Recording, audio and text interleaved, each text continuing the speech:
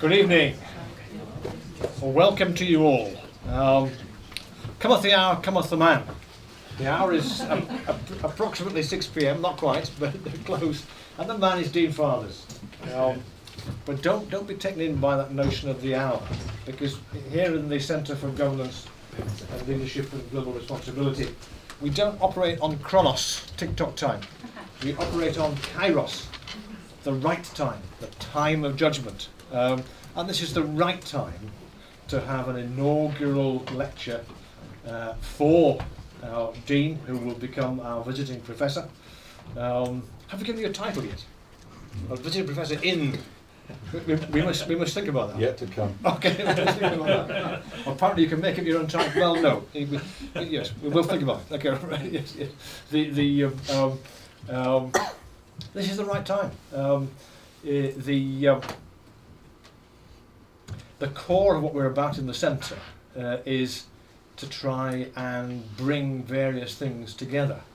So it is the right time to listen to Dean tonight pontificating about this core notion of governance. Now, pontificating is often deemed to be a negative term, but actually it's quite critical because it comes from the word pontifex, which means to build bridges. And Dean is one of the best examples in the country of somebody who builds bridges. That's why we want him. We want him to build a bridge between academia and practice, a two-way bridge. And that's part of our plan. We know he's good at that. We want him to build a bridge between ideas and theory and value and practice.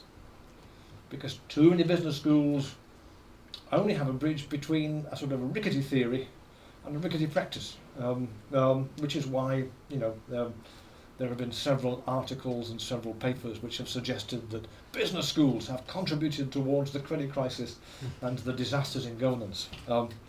We want him because governance never, ever is solved. The issue of governance might be resolved, which is about relationships rather than systems, but it's never solved. And so nicely today, it was just last week in The Economist, a report was there in The Economist suggesting that governance mechanisms aren't working. Surprise, surprise. We want Dean to build a bridge between emotion and rationality. And it always strikes me that Dean's got that capacity, which Keats talked about and referred to as negative capability. It sounds a bit of a strange one, but it's that capacity to handle ambiguity. It's right there in Shakespeare in all his plays. The capacity to handle different, what we might think conflicting narratives, but actually the key point about narratives is that we understand the difference and we can engage those narratives affectively and cognitively and practically. That's at the heart of what we're about. That's the heart of what we're about as a Faculty of Business and Law. Focusing in practice, reflective practice, so that we know what we're doing and we know what we mean when we're doing it. We're together.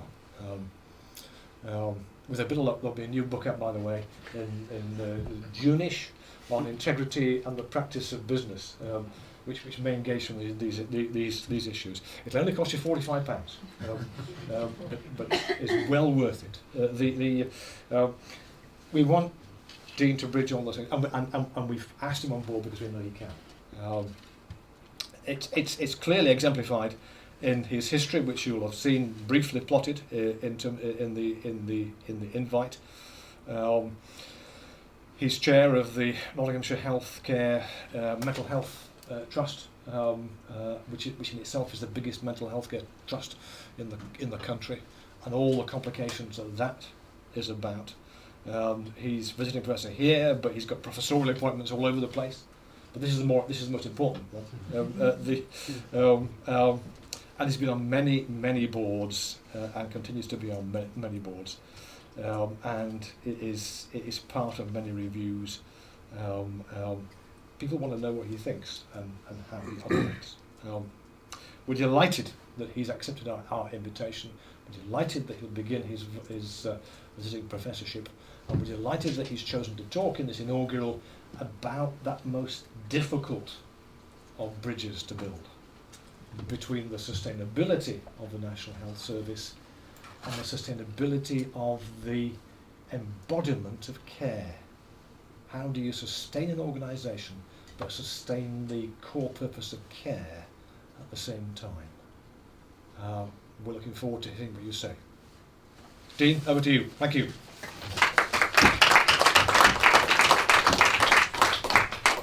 Thank you. I've got to confess, I stand here feeling rather humbled by that introduction. To be a pontiff is something I've never thought I would ever be. To pontificate is something I've done frequently, and hopefully those bridges that I have built have been able to be strong and lasting ones. But I suspect I've burnt a few as well in my lifetime as I've gone through. I'm also kind of going to start with a bit of an apology in that I've been watching the fantastic social media building up about me, and it reminded me of the time when I was buying a business over in New Zealand, and we went over to meet the potential purchasers the second time that I had the chance to go over there. And instead of actually being greeted by them, I was greeted by a 6'7" Maori who was dressed in a fantastic chauffeur's uniform and basically told me that I was to be taken briefly to the hotel that I thought I was going to go to, but I was only going there so I could shave and put a suit on and go then back to the airport to fly down to the Beehive where I was to meet the Minister for Health in New Zealand. And what I hadn't realised is that my social media had gone before me, and they told the world that I was the chairman of the NHS. And I didn't realise that until about 20 minutes into my meeting with the minister. And luckily he didn't throw me out on my ear, and I did stay there for about 4 more years working with them, but it was a bit embarrassing. So hopefully none of you have come here because you think I'm going to tell you how to cure the world, and these lessons are me saying how fantastic I am. Rob is actually in the audience. He will tell you otherwise. We do make mistakes in the NHS, but we learn lessons. And one of the things that I'm very pleased about is that my particular trust is regarded as a learning organisation. We love learning and the learning environment. And so when we go through these lessons, these are all genuine lessons that I've tried to take on board from some of the experiences that I've picked up along the way.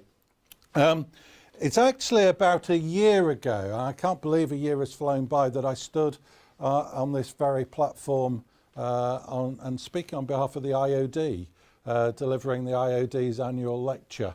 And it was because I showed the following slide that I think I got invited back.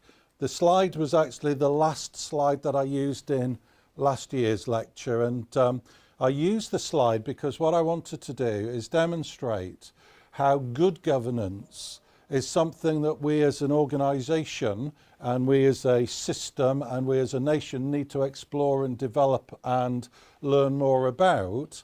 And this particular tool is a tool which actually has been designed to capture intelligence about what good governance looks like. It doesn't say that good governance is this.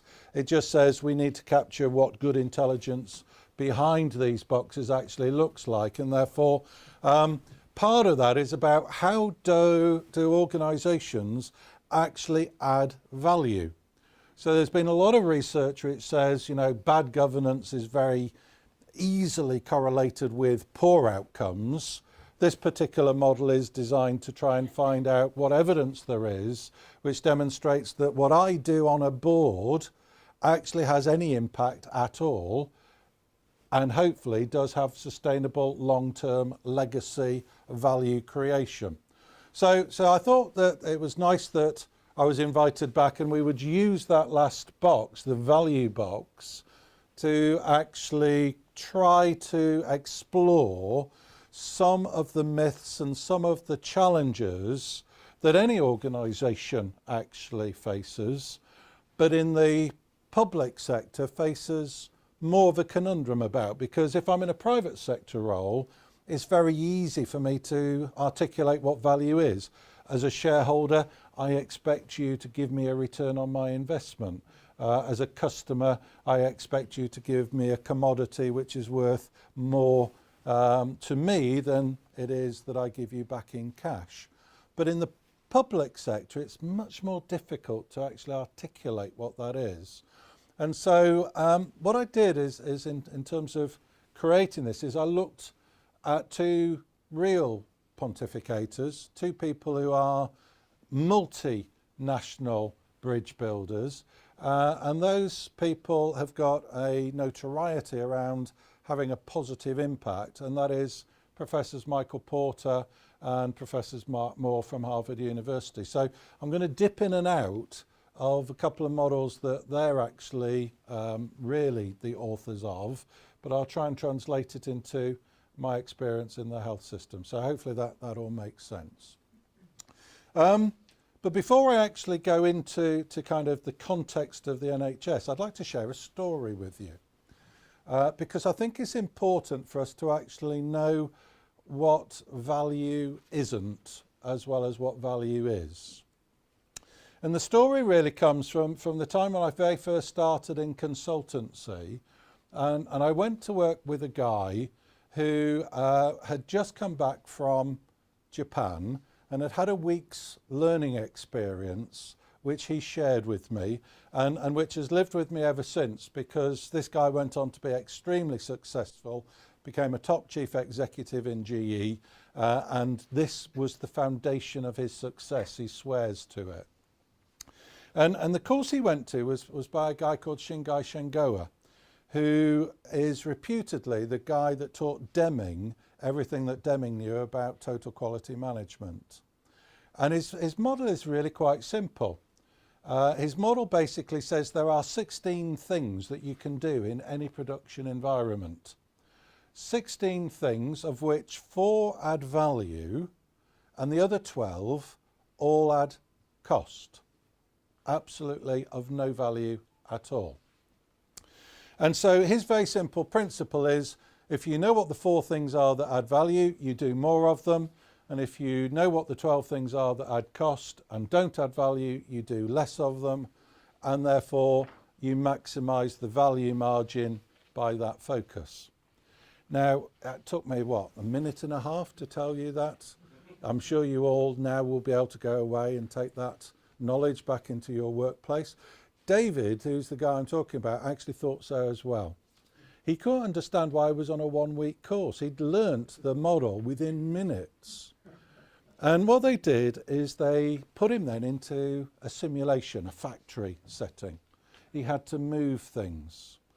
And the interesting thing there was that Shingai had a very interesting teaching technique. He carried one of these big bamboo sticks with him. And every time he found one of the students doing something wrong, he hit the student with the stick. And David was a 6'5" rugby player. You can imagine how he was probably feeling after a couple of days of being permanently hit by this bamboo stick. But after 2 days, he suddenly realised he wasn't being hit as frequently. And after 4 days, he wasn't being hit at all. He'd learnt the lesson. But what he didn't realise is exactly what had happened to him, because what happened to him was he flew home and he was perfectly fine. But when he walked into his factory, he suddenly went, I've got a pain in my, oh my God, I've got pain. I've got a pain. And he realised that number 1 to 12 was correlated with a different part of his body. And every time he did number 1 wrong, he got hit on this bit. And number 2 wrong, he got hit on this bit. And so on. 12 different parts of his body, as he walked into his factory, ached. And the compulsion that he had to fix things was significant. Now, I didn't know about neuro-linguistic programming at that time, but he was now programmed. He was fixed. And he could walk into anybody else's factory and not feel any pain. But as soon as it was a factory that he was accountable for, he felt all the pains, and they didn't go away until he sorted them.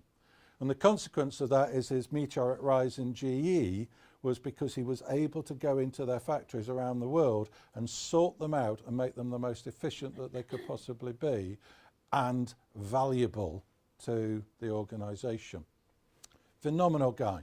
So what he taught me was two things. One is, if you get hit enough times by something, you get conditioned by it. And therefore, by experience, if we go into a situation where we get value and cost mixed up and we don't understand where one means the other and vice versa, then our conditioning actually stops us from doing things as much as it makes us do things. And so when I actually look at the context in which we're operating within the health system, you'll actually see that one of the boxes there is around cost reduction.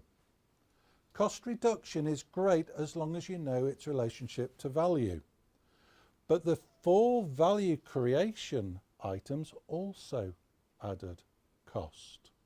So cost isn't necessarily an evil in its own rights. The very first thing to recognise is which costs are good and should be maximised and which costs aren't. And that's one of the things that we as a system are learning more about. How do we actually control the good costs and invest in those costs so that we actually enhance the capability of the organisation to make better decisions and improve on our outcomes, and which are the worst costs? And that means that we've got to make some fundamental challenges. So for instance, in my own trust, one of the things that I discovered at the beginning of my time there is that we're a very egalitarian organisation. If we take pain in the organisation, we take pain equally and severally. So when we have a 4% cost reduction programme, or a cost improvement programme, as those people in the NHS will know about, what we do is we say to everybody, you all take 4% out. The people who are maximising the value take 4% of their cost out. Is that good? It's actually reducing the value they add. Vice versa, those people who are 100% wrong, adding no value at all because they are in the old world, they've just taken 4% out, but they've still got 96% of cost in.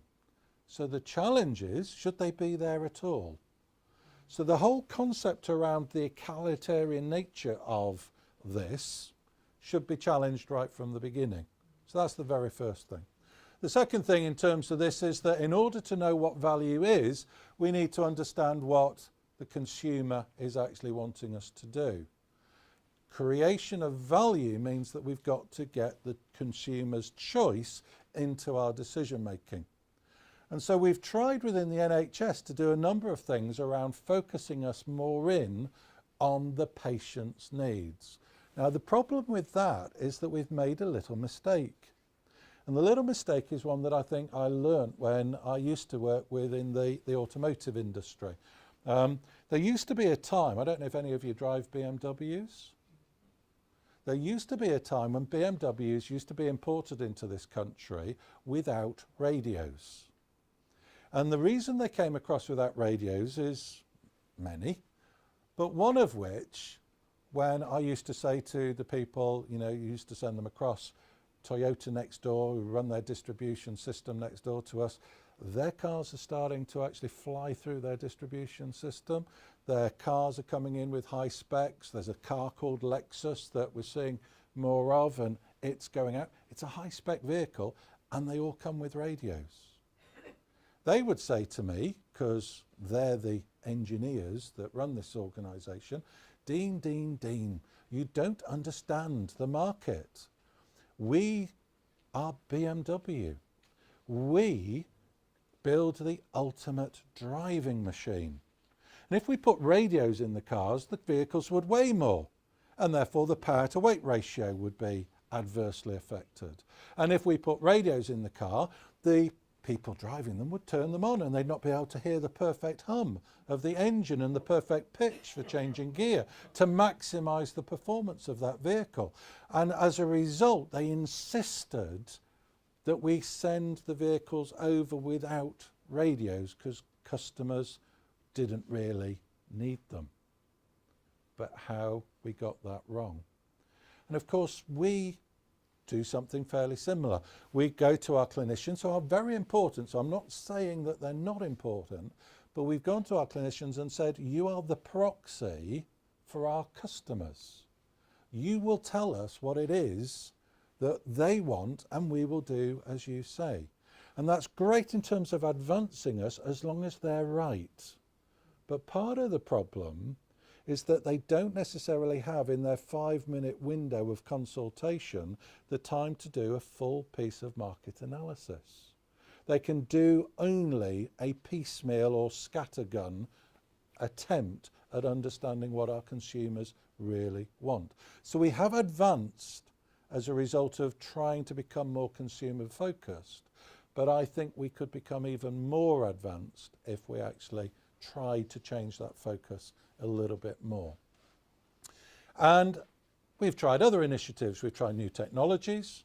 New technologies I'm really excited about. Some of the advances in technology that we've got have been absolutely fantastic. But some of the technologies we've used have not necessarily been hugely successful. Information technology, for instance, is one of the permanent bugbears within the NHS. How do I actually get the different parts of the system to talk to each other? How do I get through my data security protocols so I can actually share with other parts of the system information about the patient that's important for us all to know without creating additional cost that is of no value? Yeah. So all of those are kind of initiatives. Some of them have been absolutely fantastic in terms of getting us to think differently, but all of them put together have still failed to actually get us to the ultimate future desired state. But we're working on it and we're making progress. And I think one of the things that I'd therefore like to do is just share the work of Michael Porter to help us to think a little bit more about what we could do to get these things so that they're not individually piecemeal, but get them to align a lot more together.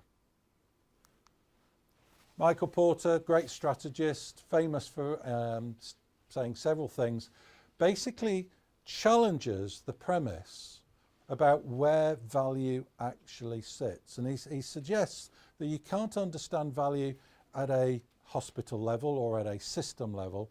You can only understand value by getting to know and understand the individual. He even gives us a formula for us to actually understand that. And it hits a word which is often misused within the NHS, which is the word outcomes. So a fundamental challenge here is around what does an outcome really mean? How do you develop a genuine outcome? He also gives us a really complex conundrum, because in order to do that, I've actually got to start thinking about being a joined up system.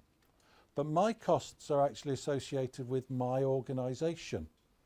We haven't yet managed to get to grips with how do we actually really understand the true cost of patient care along the patient journey, using the patient as the centre of that particular journey. So that formula is really important. It's dead simple to write up there, and it looks so easy to do, but it's a really complex one to actually get right. And as a result of that, one of the things we've got to start to do is recognise the paradox that we've got in order to get it right. And this slide is kind of there to try to get us to understand that particular paradox. VUCA is a concept that comes from whole systems thinking, from complexity theory. And one of the things that kind of I'm known for in certain parts is that I like diversity. I'm very strong at pushing diversity into everything that we do. And the reason I'm strong on diversity is because of the first V on that slide there, variability. The system that we sit in has so much variability that if we don't embrace diversity and don't embrace the ideas of the individual that comes with it, then we will never really understand the system. So by embracing that diversity, we actually, unfortunately, therefore have to understand that we've got to deal with the complexity that it brings with it, the uncertainty that it brings with it, and the ambiguity that it brings with it. So VUCA is something that boards really need to be trained in and get to understand, because that's why we, in my opinion anyway, justify our pay. If we understand that our job is to take the variability, the ambiguity, the complexity, the uncertainty, and actually make sense of it, translate it for those people who support the people we serve, our workforce, then we can do something about adding value to them. But the difficulty is if we work in care pathways that we do, as soon as we move outside of a standard norm, we're absolutely out of a comfort zone. We can't deal with that complexity because we've not been trained in how to do it. A lot of people in the NHS have now been trained in lean manufacturing. A lot of people in the NHS have now been trained in Six Sigma. And one of the things that I've heard from those people who've been trained in lean manufacturing is that lean manufacturing is about making simple systems, simple alignments of resources along processes in the most cost-effective possible way. And what you do by creating the leanness is you get rid of the ambiguity and the uncertainty. In reality, going back to BMW as an example, if you go into a BMW factory and you look at every car that comes out of the production line, no two vehicles are ever the same. Yet they have the same production line. They have 15 minutes notice on the production line that the car that's coming next actually needs a yellow set of seats with pink piping on, and it needs to be leather in the middle and cloth on the outside. And lo and behold, 15 minutes before it's there, along comes the seat. How do they build in that complexity, that variability, that uncertainty into the system? That's what we've got to learn to be able to do. We've got to be able to design and tailor every single one, in my opinion, of our services to the needs of those individuals so that they define the experience that they get.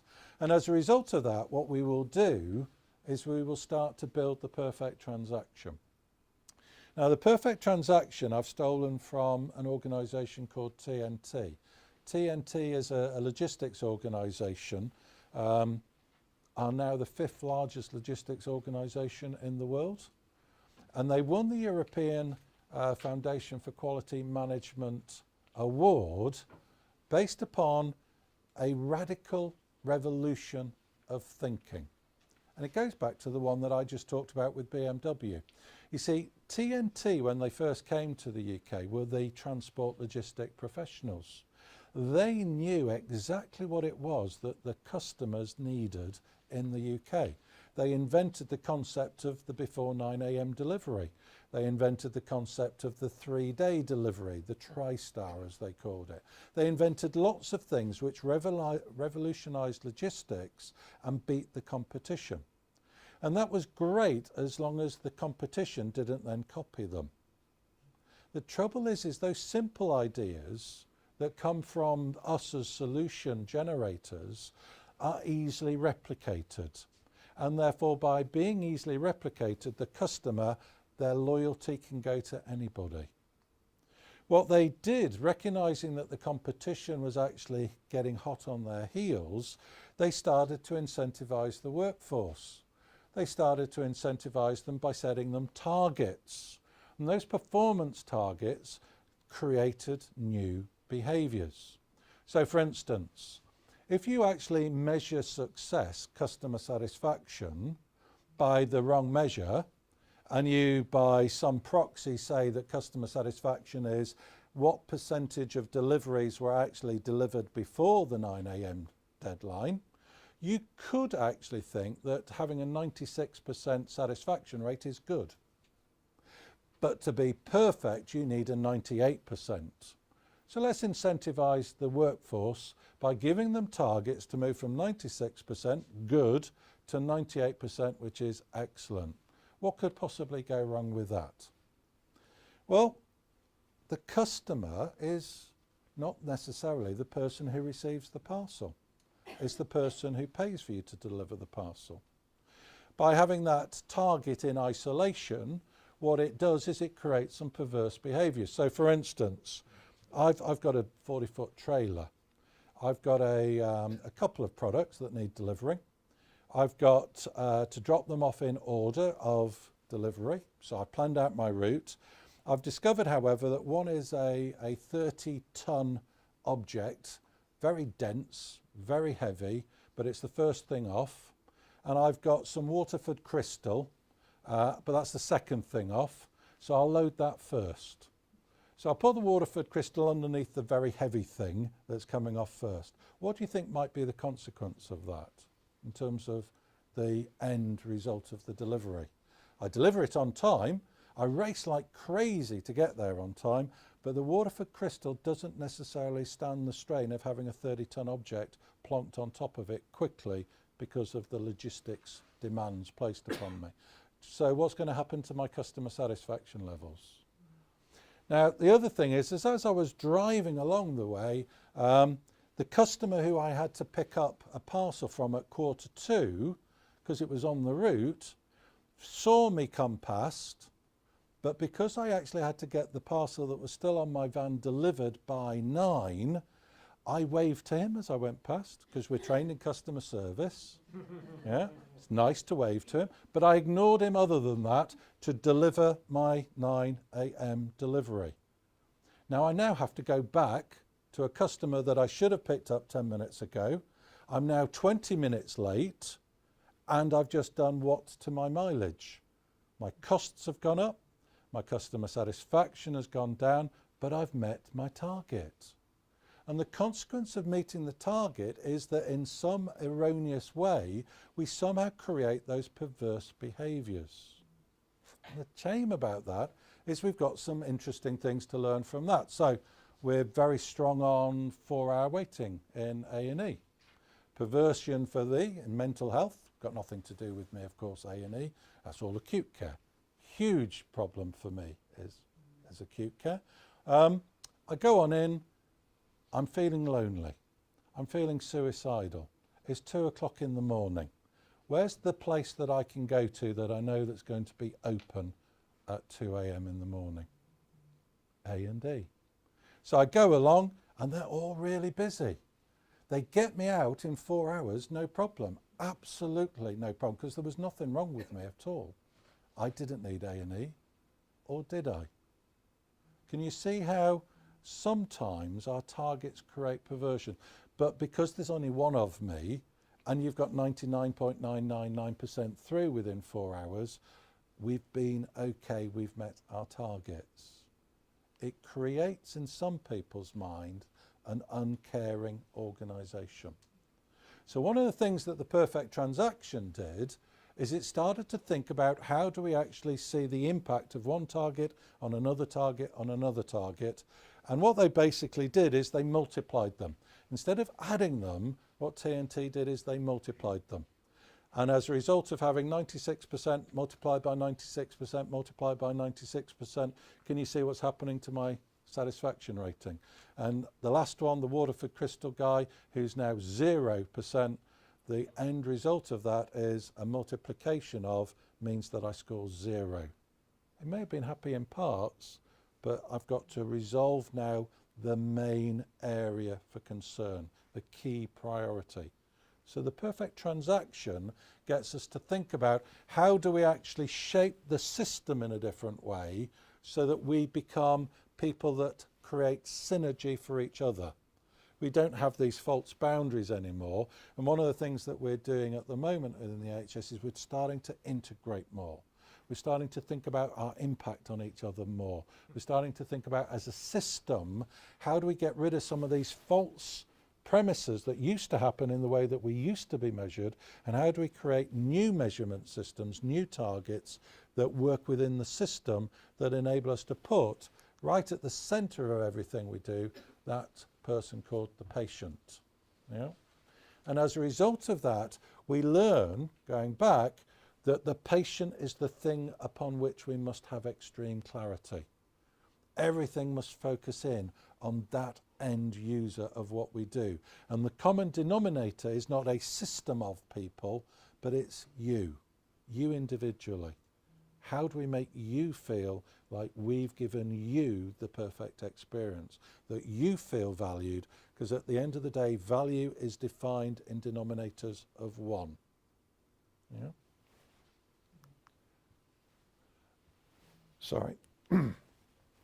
Porter actually suggests that there are 6 things that we need to do, and as I carry on for the next few moments, I'm going to focus just in on a couple of them, those that are in green.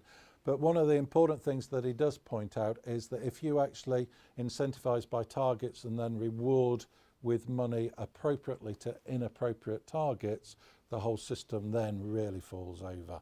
So it's, again, good to know that one of the things we're doing at the moment is completely thinking about how we actually finance the NHS. So hopefully, as a result of the refinancing methodologies we come up with, we'll start to actually incentivise and reward people based upon perfect system-wide transactions that individually measure the impact on real people. The importance that I get down at the bottom of there is that one of the common complaints about the NHS is that we are data rich, but we're intelligence poor. That's something that we're really working hard on at the moment. We're really thinking more and more about how we develop the technologies to enable us to make better informed decisions. And one of the nice things about the app revolution is that we're actually able to start to think about how we give the individual the ability to speak directly with us. And I'm really quite excited about how we can start to use those modern technologies to enable us to build new platforms so that we get real intelligence to our people quickly so that we can make better informed decisions. My particular trust, and I did a bit of benchmarking before I came, is one of the biggest users of a platform called Patient Opinion. And as a result of going through that, I can actually see that of my 9,000 workforce, I've actually got over 700 of my managers actively engaged on an individual basis with patients, sorting out how they actually improve their care. And as a consequence of that, we can also then record by independent assessment. We're not making this assessment, the patients are making this. We get real feedback as to whether we've changed things for the better. And the feedback we've got from that platform is that we've made over 100 changes to the multiple thousands of people that have come and given us information. We've made over 100 system-wide changes that they think have been valuable to them in terms of improving the way that we care for them. And that number is far too low still. We want to keep on building it through, developing it and using their feedback to continuously get us to enhance the way we do things. I want to give you a quick walkthrough of a perfect transaction and kind of again go back to Porter's work. This is a landscape that he's produced in with regards to a particular type of cancer. And one of the things that this landscape actually does is it starts to challenge what an outcome is. I said I'd come back to outcomes. Outcomes actually sit in hierarchies. And if you understand that they sit in hierarchies, then what you can do is you can actually see the causal effect and the cause and effect of certain parts of the system differently. And the best example of the hierarchy, which he's got within the chart there, comes in a particular type of cancer, which is a prostate cancer, where I think the Confederation actually organised somebody from Germany to come across and speak to us all. And they gave us this piece of information that Porter's also used as part of his research. And Porter's interesting statistics here is that traditionally, in the old methodology, when we set a target, the target was around, can we improve something from something to something? So in this particular case, if you actually look at the 5-year disease-specific survival rates for prostate cancer, you actually see that in the average hospital, we've managed to improve survival rates up to 94%. And in the best hospitals, we've got it up to 95%. The variation there is so marginal that if you actually were to take that single kind of measure, you think that's not really a focal point for us to actually continue to work on. And so what we could have done, if we'd have just looked at that outcome in isolation, is we could have walked away and said, job's done. But we recognise that you as an individual, if you are somebody who's suffering from prostate cancer, are not just a survival rate, you are more, you're a human being. And as a result, you actually have to go away and function in the real world afterwards. And so it's important we understand what the next level of the hierarchy of outcomes are. So for instance, if you actually look at the severe erectile dysfunction figures, the differential between average and best is now more significant. And so therefore we still do need to make some work and focus more on that particular area, even though previously we thought job was a good one. And if you then take the next one, which is the incontinence level, you'll see that the differential is even more stark, that we're not even at the 75 percentile for the average, we're actually down to the 43. Yeah? So we've got lots of improvements to still make. But even Porter, I would suggest, actually gets that model wrong, because I've added something that he didn't have on his slide, which is the green box at the top. See, people who've got erectile dysfunction and urinary tract problems also have social problems. They have family problems, and they carry with them mental health issues, because they actually have the stigma of the problem. They have the concern, the anxiety of the problem. And so we've got to actually see that whilst we originally, long time ago, used to think that prostate cancer was just something that acute surgeons would deal with by cutting it out, it's much more complex a solution if we're really going to get 100% of those people who are prostate cancer sufferers to get from us a perfect transaction. How do we then as a system liaise, putting that individual at the centre of what we do to ensure that we get that perfect transaction? That's what drives me. That's what gets me out of bed in the morning. That's my permanent quest, because I know we've got more still to do. Now, Mark Moore is something I'm not going to steal from David. David, my colleague from CAS, who's joining me at this school as a visiting professor as well, is going to speak far more eloquently about Mark Moore in his lecture, I'm sure, next month. But I wanted to bring it up because one of the things that I'm really pleased about at the moment, and I was saying to Rob earlier, I'm really optimistic about the NHS at the moment. I think it's in the best state that it's ever been in my 18 years of being in it. And this is part of the reason why. Mark basically says there are three kind of ingredients that you've got to have in order to create value at a strategic level with any organisational or in any system. And the one that we've actually tried to do is spend a lot of time up to now talking about what does value performance look like. So I've hit that particular kind of mark for the beginning of the talk. But what we've focused in on continuously up to now is around the resource and the capability of. So put those two bits together and we'll get 2/3 of the system right. But the third thing, the encouraging thing that is really coming is around that top bit, that legitimacy bit. Because one of the things that's happening for the first time ever is we're finding it legitimate to talk about these sorts of issues.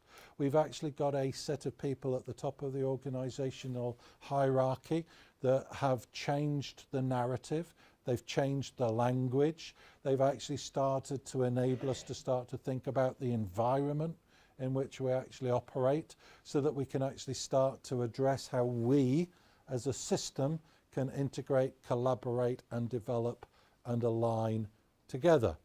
And you know, the fundamental of that is that as a result, we're starting to find that the political and the social activities that we will need in order to get that perfect transaction correct are starting to be mobilised. The political rhetoric and the social rhetoric are aligning, I'm encouraged to say. An example of that is in David Dalton's report. David Dalton, for those people that don't know, is a prominent leader within the NHS. He's the chief executive of Salford Royal and has been pushed up and kind of elevated and spoken at numerous conferences about how we as a system need to radically rethink about how we create value propositions and create chains of systems so that we can actually put our focus in on what we need to do to maximise value creation. That's really encouraging. The other really encouraging thing in terms of that particular rhetoric is if you are following the NHS, you'll see that Monitor and the TDA are coming together and they're going to form an organisation called NHS Improvement. And I think, hopefully, the proof is in the title of what their intent is. It's now going to be more about improvement as opposed to about regulation. And certainly talking to their new chief executive, Jim is extremely interested in value creation as opposed to what they used to be known for, which is financial control. And it's interesting to know that Jim is actually one of the legitimate people that we in the provider commissioning world would say is right to listen to because he's part of the system that cares and has demonstrated capability for caring for patients, putting them at the centre of everything that he's done. He's been innovative, he's been creative, and he's thought in new models that have put patients at the centre of what he's done. And so he's a great role model.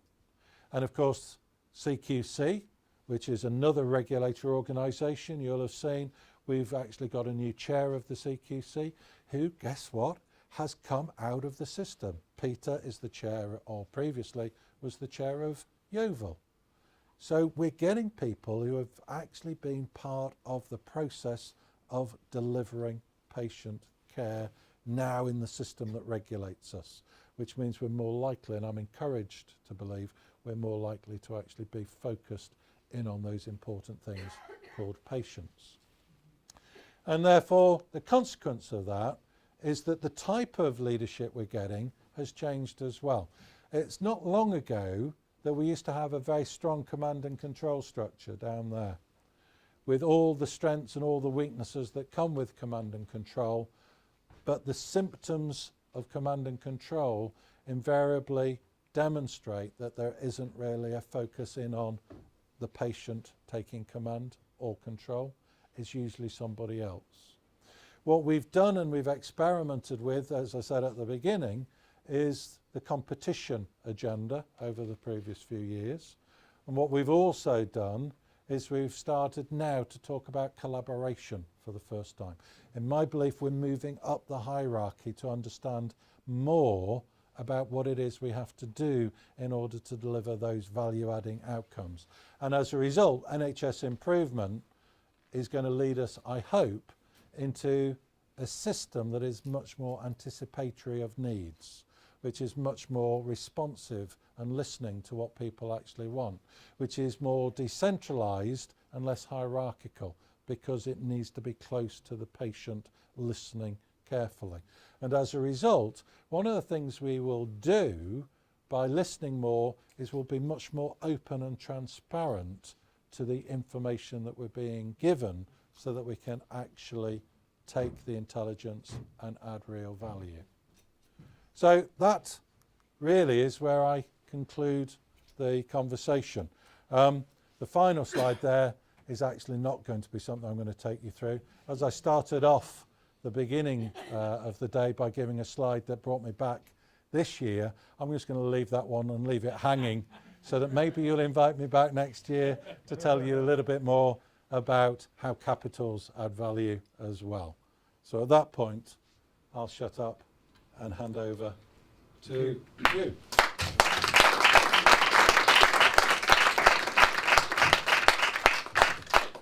This is a surprise moment. This is a surprise moment, okay. Well, when Simon asked me to do the response and to get the questions going, as he started the introduction, and the minute he mentioned that Dean was going to pontificate, instantly jumped onto the bridge part of the story, and then he went and spoilt it for me. So I almost can't use that, but I can, because what Dean has done for us is to build bridges between a whole number of theories, all of which are and structures and experience, all of which are particularly valuable as you bring them together in the world that we're in for public services, the world in which VUCA, and I do take responsibility for introducing Dean to VUCA. The world of VUCA is something that we fundamentally need to understand and move forward. And it's great to see that what Dean has done is to join many of the ingredients that allow us to start to think differently, to start to take different decisions differently. But I was, you'll note that the talk of the title of my talk in 3 weeks' time focuses on narrative, and I thought he was even stealing my thunder at the beginning by telling that fabulous story of the colleague who was also called David, I noticed, that spent some time learning in Japan about the 12 wrong things to do and the 4 right things to do. And I thought, hey, that little model of being constantly slapped on the various parts of the anatomy feels incredibly like the NHS at times. And I thought I should just really introduce you to the real meaning of decimation. For those of you who don't know the real meaning of decimation, the Roman centurions used to line up their cohorts, and they would kill every 10th one as a means of incentivizing the other 9 to do a better job. And it feels that I hope Dean was not trying to reintroduce that concept. But I was fascinated by the way Dean drew all of those threads together to show us, and the one thing that was consistent through everything that he shared with us was the importance of seeing public services as being part of a system, and that we need to think much more about systems, and the learning of what it is to provide leadership in a system, the learning of how systems work is fundamentally different. So I wonder, fabulous talk, Dean, thank you. And I'm just wondering where to begin the conversation and that flows from that. I guess it has to start somewhere with the bridges. The bridges between the experience in the logistics business, which speaks to the public services, the experience of the manufacturing industry that works, and one of the things that I think public services are still struggling with is moving on beyond the kind of manufacturing paradigm and the task-focused paradigm that goes with manufacturing into the service-focused paradigm, which goes with social media and all of the other things which are he hinted at. One final thing I want to say. I heard the best lecture on the future of the NHS and the role that technology plays. I heard that on Monday from guess who? Jeremy Hunt. The best articulation of the future of the NHS as an information-rich environment. But the sad thing is that all of the signals that we get coming from the centre don't point to the purpose behind that vision that he was sharing with us. And the media and all of the problems of the NHS carry so much more weight. And what Dean did for us tonight was a fantastic positive story on how the transformation is potentially beginning. I've said too much. Who wants to start off with a question or a comment to start the discussion going? Seth. Tom, over to you. Didn't recognise you there for a moment. You mentioned earlier in the talk about a colleague who was out in Japan in the simulation zone after his day or two of learning and hit with the bamboo stick. In that environment, part of the learning process, you could argue, was to be hit with the stick. But it was a simulation, and he was given time to learn and take his punishment, if you like, and with the knowledge that eventually, after that punishment, he would get to the place where everything's working fine and he's got that thing. If you were to try and take that metaphor into the NHS and the provider-commissioner relationships with our regulators, I suppose my question would be, what role do you think the regulators have in providing the NHS the freedom to innovate and think differently, in the knowledge that if they fail, and fail fast and fail right, they won't be overly punished, Okay. and inhibit future behaviour that might turn out to be a good innovation?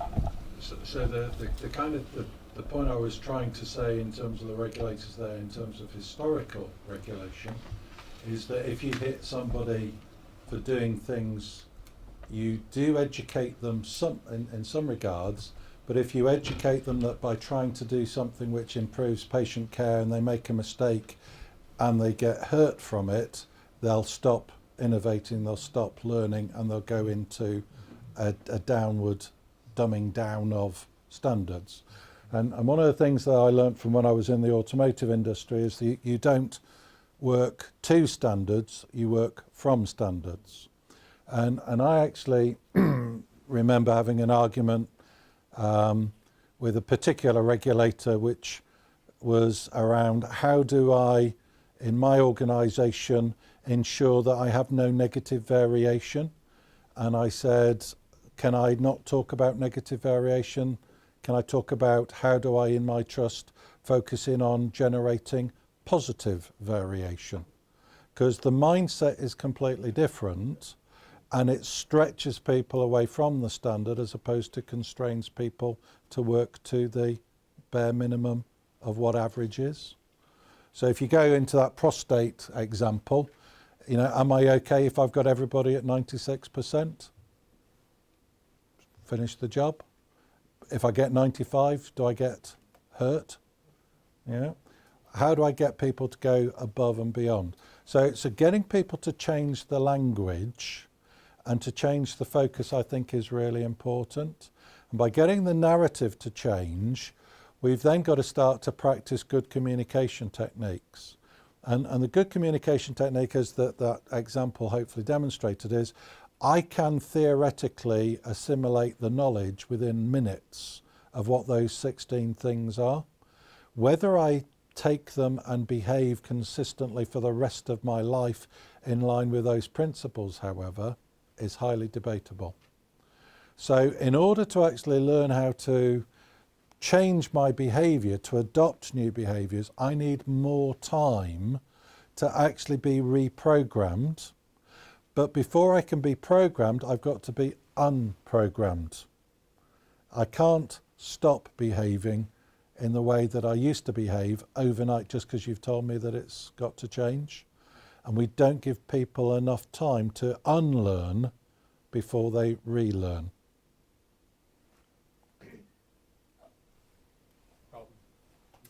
That was really good, Dean, thanks. One of the things, I'm Rob Webster, Chief Executive of the NHS Confederation, and I'm a visiting professor here. I do quite a bit of work with graduate trainees, and I just love doing it because they're very enthusiastic and passionate about what they do. And one of the things they invariably say is, it'd be great when I'm doing your job well, because everything will be really clear.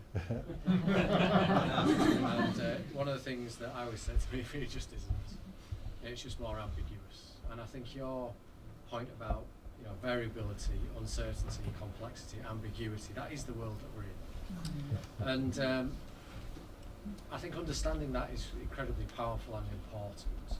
And I'm just interested in, if we recognise that, and recognise that quality has a denominator of 1, how do you match that against a political and public narrative, which is much more simple and really has to be clear and concise, measurable and arguable in populations? Because that's where people seem to want to take it. Whereas really what we need to be saying is, the service is here to deliver the best outcomes for you in concert with you and your needs.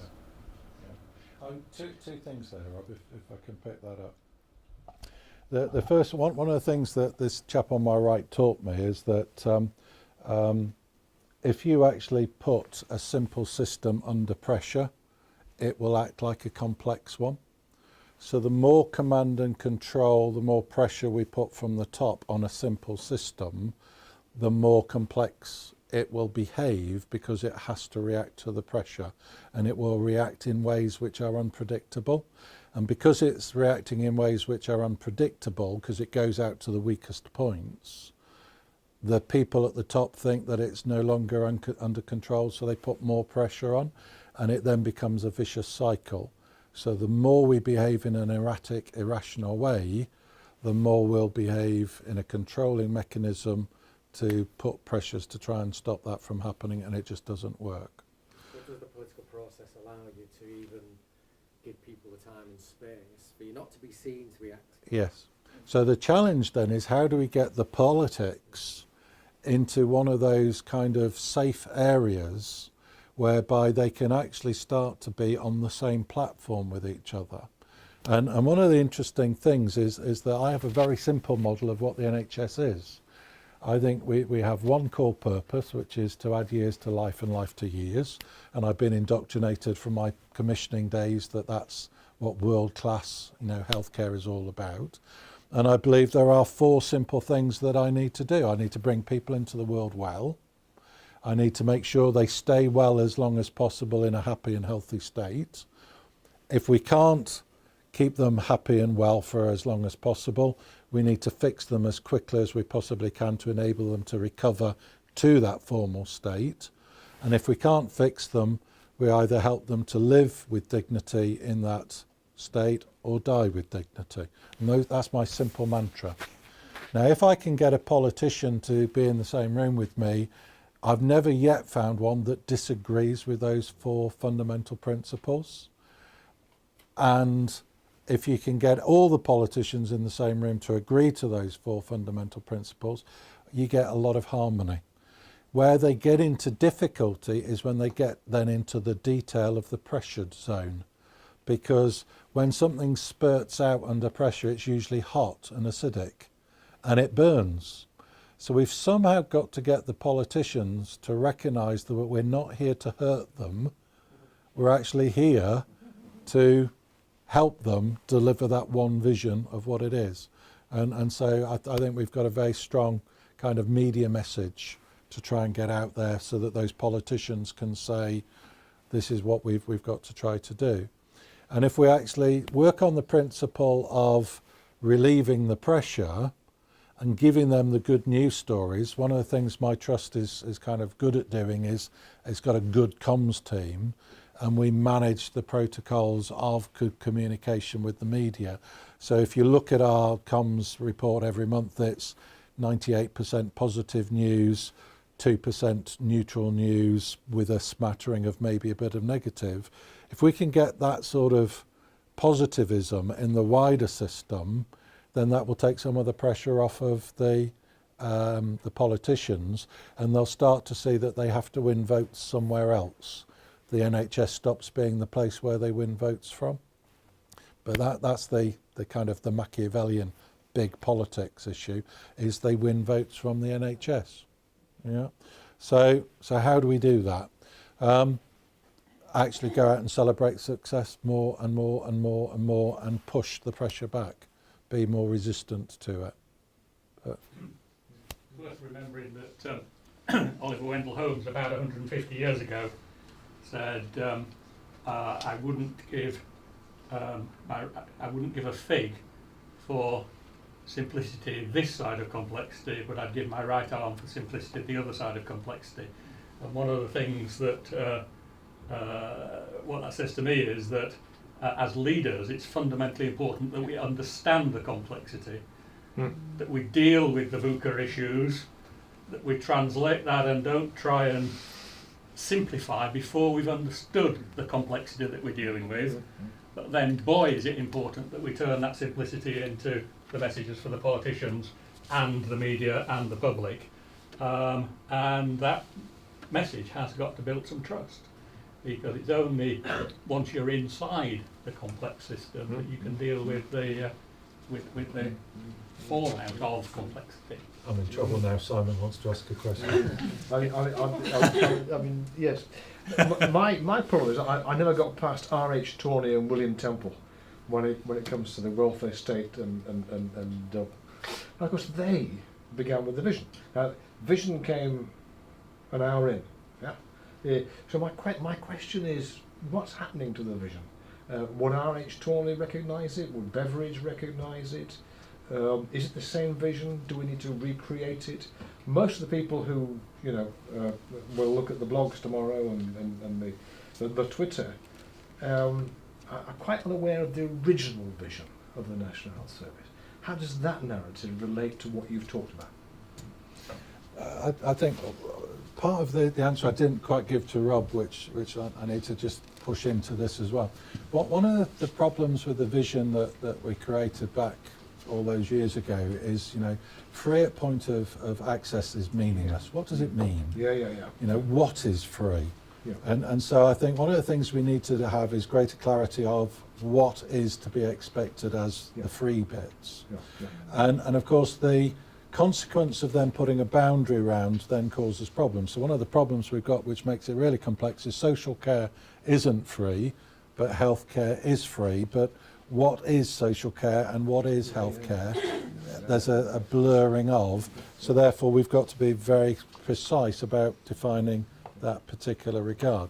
The other thing that kind of is one of those historical legacy issues which is challenging us is the belief that we cannot do anything in one area that is different to somewhere else. Yeah.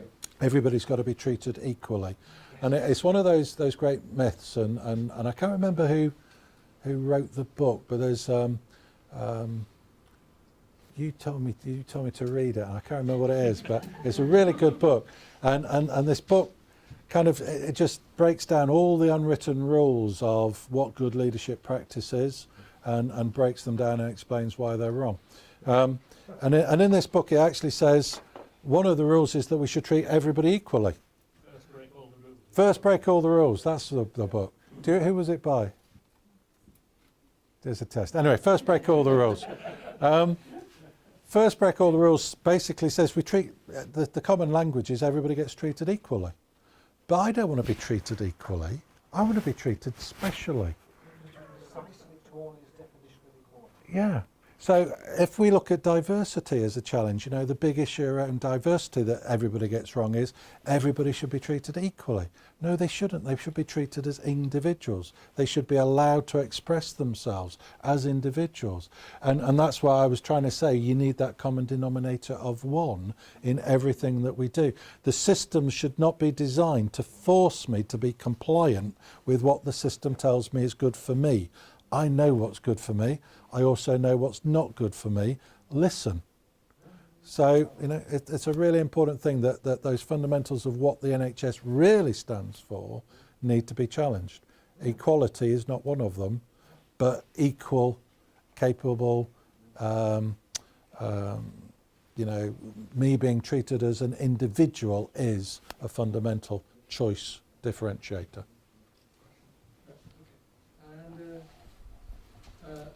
It's reported that the British NHS is the best national healthcare system around the world. I saw the reports in recent years. However, compared with other countries, there are two main issues with the NHS as a national healthcare system. One issue is occasionally some responsibility issue, like Middlesex scandal Yeah. between 2004 and 2008. Another issue is the efficiency issue. They say the patients' the waiting time is relatively too long compared with other countries. Yeah. Regarding the two major issues, I'm not sure what exactly the nature of those issues is. Whether also the issue is it's more political issue or cultural issue, or just purely efficiency issue or some other issues. I'm not sure whether it's going to match. So I'm not certain if I'm the world authority to speak in this particular regards. And certainly if you take some of the statistics that came out this week about the NHS, we're ranked as 12th or 14th, I can't remember which it was. So we're not even in the top 10 according to this week's survey by that particular group that did the survey. So it depends upon who you're getting measured by and what they're measuring as to where you are in what league tables. I think one of the difficulties that we've got within league tables is it gives people a narrative that they might want to use for whatever purpose. Yes. I don't know. So people use those league tables for political reasons, whether it be a big P or a little p, to make a point and to emphasise things. In terms of mid-staffs, it might be the case, and I honestly don't know, but it might be the case that the people who were leading that organisation just lost focus on their core purpose, which is adding years to life and life to years. And they got involved with a whole host of other things which somehow mistakenly became more important. And so the job of any board is to continuously remind ourselves our common purpose is. So when we start our board meeting, we always ask the question, you know, what does the patient tell us? And our first report is always the patient voice report. And when we finish the meeting in our closed session, as I said at the beginning, we're a learning organisation. We always do a learning review. And I always ask the question, what did this board meeting do to help us to improve the life of patients or to extend the life of patients in a happy, prospering way? And we get into that review of learning. And if the answer is, well, we filled in lots of bureaucracy and we quarrelled about trivia, then that's not really what I want to hear. But if we say, no, we fundamentally challenge the way that we put the patient voice at the front of everything we do, and we're going to go out and take a system leadership role that makes others improve outside of the organisational boundaries as well as us, then I feel very proud of the fact that we've done something to help improve the health of more people than fewer people. Rob wants to come back on. Just a reflection on the studies. So the Commonwealth Fund looked at a range of developed nations and said the UK health system was the best because on 11 out of the 12 measures that it used, it was in the top 2. Yeah. And everyone said that's fantastic. Absolutely wonderful, you know, so we've got a cheap health system which gives people good access, they're engaged in their care, all those measures were great. I thought that study was epitomised exactly what Dean's talking about, because what it did was it said, actually, but you're 11th out of 12 when it comes to the outcomes. So you do the wrong thing really well. And you do it really cheaply. And then what you get is the study in the last month, which is of OECD countries, that says, what's the quality like, what are the outcomes like, and we're either mid-table or lower. Now we're on an upward trajectory on those things, but we're nowhere near where we should be. And unless we focus on value, then we'll keep saying, look at us, we're fantastic, top health system in the world, but the outcomes are rubbish. It's really interesting that latest report is called Consumer Index, Consumer Guide or something, isn't it? It absolutely focuses on what it means, as Dean was saying throughout his presentation, what really matters to the individuals drawing upon the system. If I could just comment one of the other points about what happened in mid-staffs, etc., bringing it right back to the fact that this is the Centre for Governance, Leadership and Global Responsibility, and as I observe the system and observe organisations, the missing ingredient is courage. Interesting. And the political system, the whole environment within which individual trusts and organisations are expected to work, is one that is very threatening and imposing upon boards, and boards who do not understand 100% their duties as boards and have the courage to tell the outside world, you are only our advisors. Yes, you are behaving as a shadow director and telling us what to do, but go away, you don't have the right to do that. You are advising us, and we, the board, have the courage and conviction and sense of purpose to say this is how we will do it locally, and if you don't like that, the only thing you can do is sack us.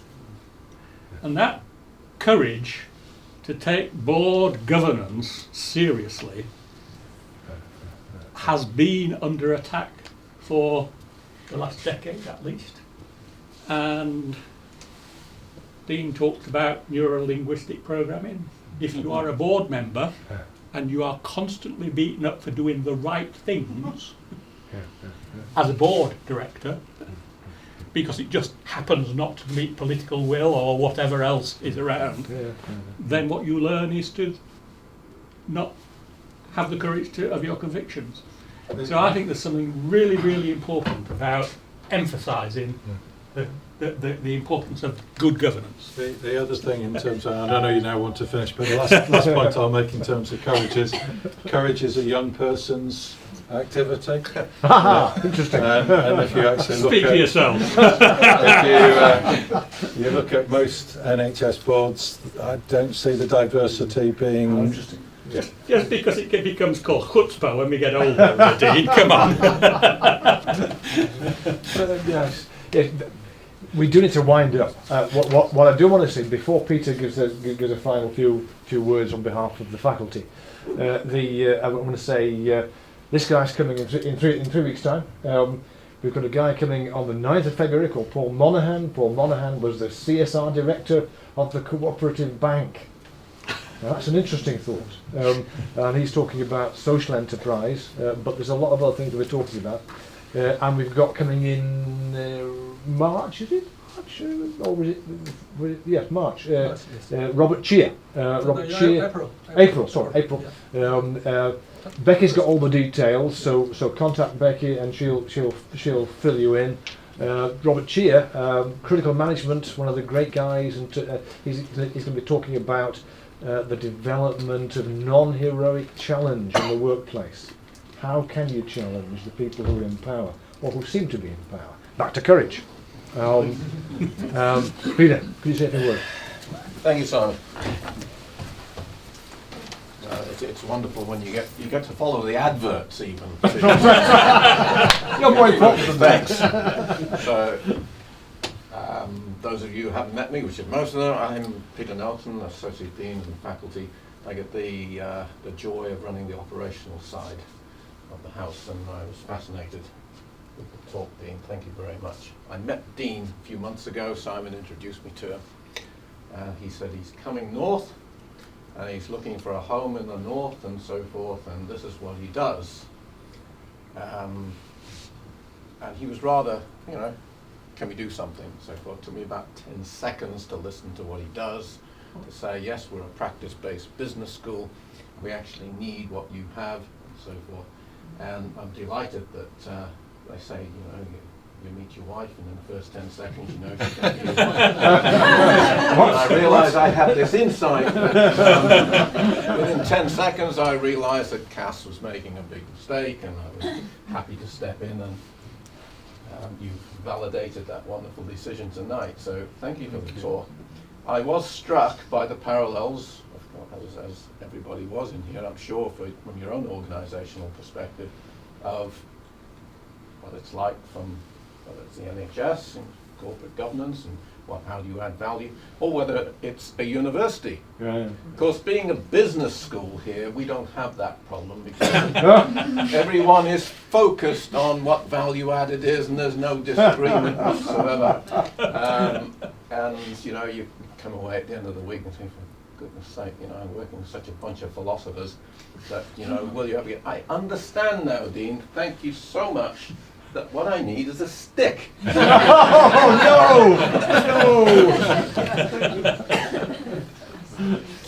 So, no, we won't solve those issues of the world tonight, but I felt it was happenstance, timetables were such that I was able to come along tonight, and when I realised it was Dean's inaugural lecture, I was determined that I was going to be here and say, welcome aboard officially. We'd come across each other while you were doing all that important stuff with Simon. But from a faculty perspective, delighted to have Dean on board, and I look forward to working with him in the future and doing some great things with other organisations. So Thank you for a very interesting presentation. I will carry the image of the stick with me for at least a few days anyway. I'll buy one for Nick as well. So thank you, Dave, and thank you all for coming. Thank you.